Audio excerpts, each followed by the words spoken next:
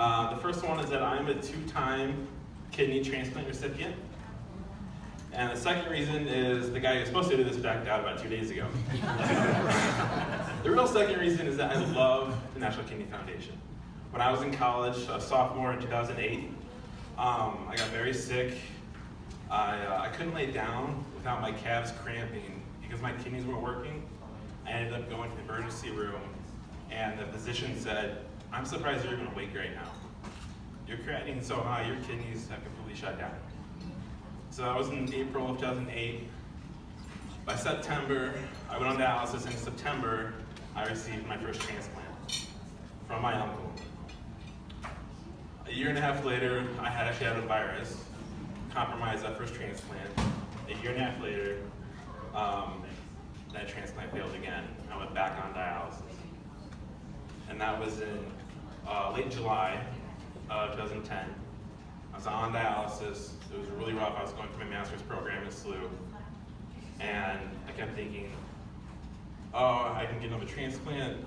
My other uncle was volunteering to get this.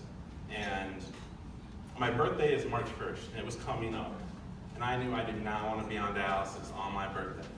Like, they made it too real, too permanent. And lo and behold, I got my transplant on my birthday, March 1st, from my other uncle. Actually, they are both here right now. Can you guys stand up?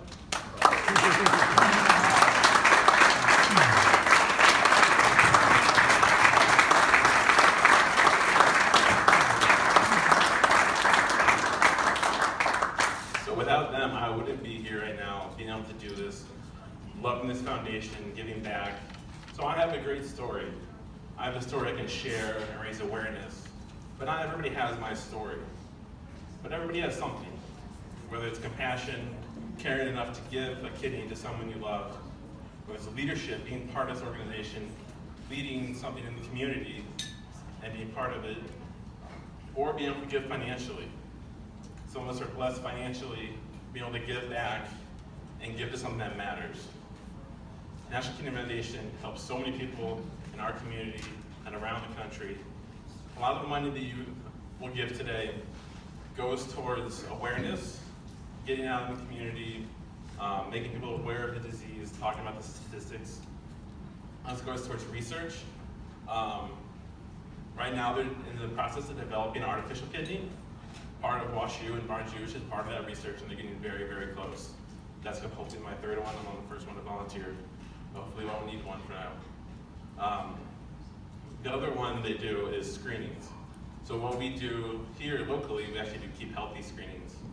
I've actually had the privilege of being part of one of these screenings. And we go to local churches and around the community and have free screenings so anybody who wants to get their kidneys checked. They come in, get their blood pressure taken, actually do a urinalysis. That's all it takes to know how healthy your kidneys are.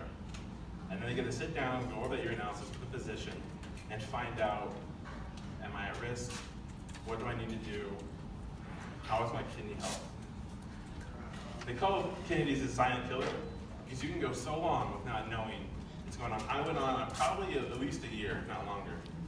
I had so many symptoms. I felt horrible, a lot of fatigue. I just didn't know what was going on.